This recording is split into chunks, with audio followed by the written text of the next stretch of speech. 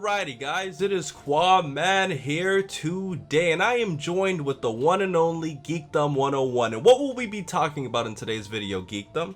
Piccolo, your favorite character.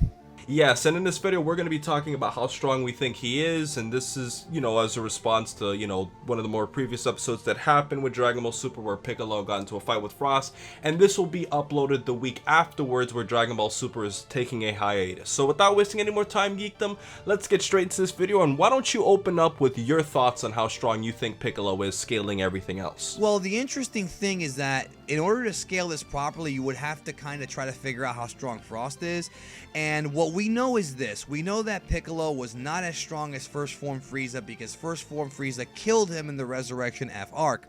And we know that Piccolo was brought back to life. Now, Namekians do not get Zenkai boost, and they never have. So, he gets brought back to life and trains with Gohan for about, we don't really know exactly how much time because we don't know the actual time space in between Resurrection F and Champa, like exactly how much time.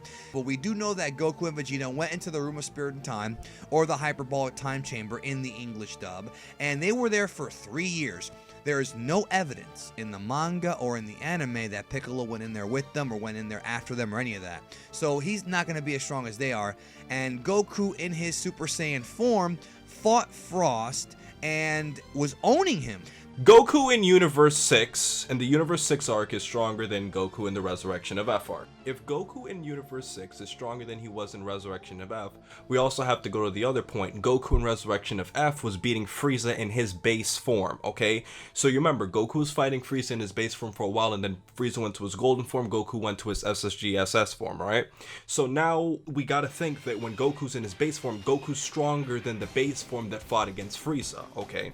Now we go to the next point. Goku needed to go Super Saiyan to beat Frost, which means that Frost's final form is stronger than Frieza's final form in Resurrection of F, but he's weaker than Frieza's golden form, and I'm sure you could agree with that, because if Goku needs to go Super Saiyan to beat Frost, that means that he's exceeding his base power. So if a stronger Goku has to power up to Super Saiyan to fight against Frost's final form, is telling me Frost's final form is stronger than Frieza's final form in Resurrection F, but not his golden form. Yeah, actually, it's significantly because of the fact that Goku was also training in the Room of Spirit and Time in his base form for 3 years. Yeah, that's the thing that we all kind of thought initially, that Frost was going to be stronger than Frieza. Now it doesn't appear to be the case unless Frost has an evolution like Frieza, but there's no evidence to this yet. But Dragon Ball Super's not over yet, so we don't know. And for my final 2 points, Piccolo's Special Beam Cannon was capable of beating Frost, which means that Piccolo has to at least be somewhere near Frieza in the Resurrection of F arc based off of what we saw in Universe 6, and because of the fact that we had already scaled before that scaling Frost to Frieza, we have to scale Piccolo to Frost.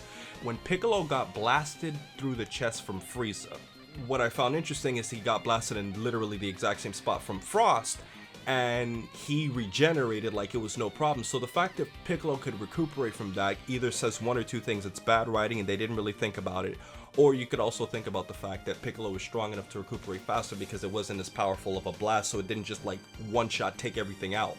Well, and also the problem too, man, is that we don't even know why Goku and Vegeta are choosing to use the golden hair. There's tons of theories, and no matter what anybody says, absolutely nothing has been explained yet. There's tons of theories as to why, power conservation. There's another theory I heard where, they can't use God Key in tournament. That's never stated, not even once. So again, that's all just headcanon. But also, like you said, maybe Frost is stronger, but the evidence would go against that because Goku had his way with him, obviously, but also when he was trapped in Piccolo's vice, I feel like somebody who's stronger would have been able to break out of that. If Frost was that much stronger than Piccolo, Frost would have been able to break out of that vice, just like Goku broke out of the Gudu Gudu Gum when he fought Geekdom way back. I also don't get why Piccolo didn't his strategy was to charge the Makanko Sapo. Like, I don't know why he would do that. Why wouldn't he just fight hand to hand and try to take him on like that? It's that move takes too long to charge, and Frost was way too fresh. He was fresh as a daisy. I don't know why he would even do that, so it's weird. Well, Geekdom, I kind of disagree with you on one point, though, about Frost being fresh. Frost was pretty worn down when he fought Goku, which is why in my predictions for the Super Review before this last one, I said that I thought Piccolo would have won because he has an advantage because he's fighting a guy who's already weakened from when he fought Goku, so that's why I thought he would have had the edge. Maybe it's because the anime was very rushed. I feel like if they would have stretched that episode out to another episode, the Goku Frost fight, it would have made more sense, thematically. But I think the fact that they rushed everything here, I think you can make an argument now how weakened he was. If it was longer and Goku was just having his way, I agree with you. But it wasn't that long. But you're right. Maybe Frost really is that much of a pussy. I mean, who knows? I made a previous video a while back, Geekdom, with Blackenfist and a thought for talk on how strong was Piccolo at the end of Dragon Ball Z. Now, keep in mind that I did this video before Super was even announced.